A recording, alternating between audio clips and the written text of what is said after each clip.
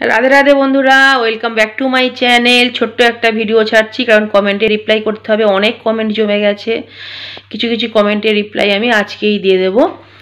আর কারণ অল্প অল্প করে দিয়ে দেবো, কিছুটা ব্লগে দেবো, কিছুটা লাইভেও দিতে পারি, কিছুটা এইভাবে আলাদাভাবে তোমাদের সাথে কথা বলেও রিপ্লাই দেবো।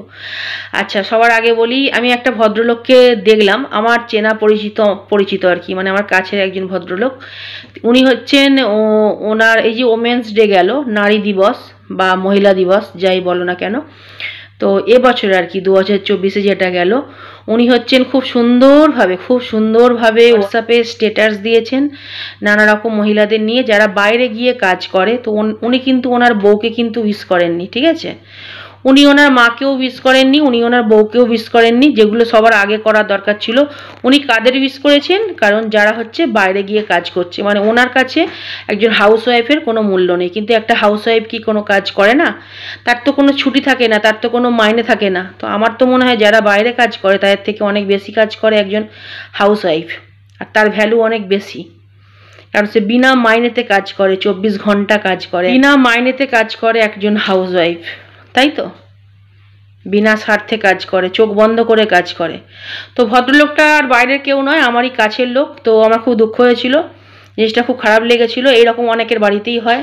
তো তার জন্য বলছি যে যাদের বাড়িতে এই রকম আছেন, ঘর জ্বালানে পট ঢোলানে, নিজের বউকে তো আমার তো মনে হয় যে নারী দিবসের দিনে সব থেকে প্রথমে নিজের মাকে উইশ করা উচিত, তারপরে নিজের বউকে উইশ করা উচিত, আমার মনে হয় এটা।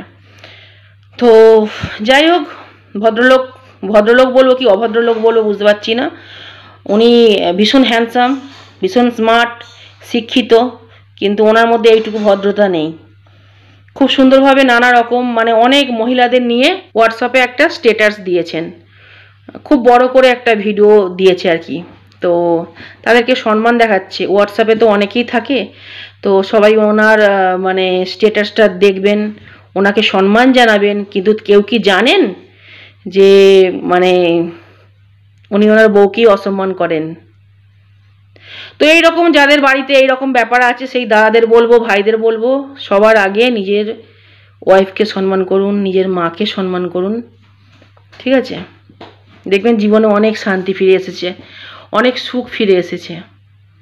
কারণ 24টা ঘন্টা আপনার মা, আপনার ওয়াইফ কিন্তু আপনার খেয়াল রাখবে, বাইরের কোনো মহিলা নয়, তাই না?